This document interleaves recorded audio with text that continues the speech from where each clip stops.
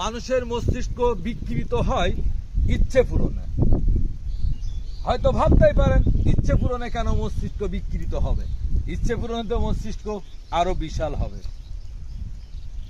কিন্তু না, কারণ মানুষ যখন আশা প্রত্যাশা করে সর্বপ্রথম একটাই করে, আশা বা ইচ্ছে যখন পূরণ হয়ে যায় তারপরে তার মধ্যে আশা ইচ্ছে অসংখ্য অসংখ্য হাজার হাজার বাসা বাঁধে। আর সেই ইচ্ছে আশা পূরণের লোভে মানুষের মস্তিষ্কটা বিকৃত হয়ে যায়, মানুষত্ব আর থাকে না। তখন তার মধ্যে লোভ বাসা বাঁধে, অনেক পাপ খারাপ কাজ অন্যায় কাজ বাসা বাঁধে। এই জন্য ইচ্ছে মধ্যেই সুখ থাকে, ইচ্ছে প্রত্যাশার মধ্যেই ভালো থাকে। আর ইচ্ছে পূরণ হয়ে গেলেই এই মস্তিষ্কটা সম্পূর্ণরূপে বিকৃত হয়ে যায়, মানুষ আর সেই মানুষ থাকে না যার ইচ্ছে পূরণের আগে ছিল।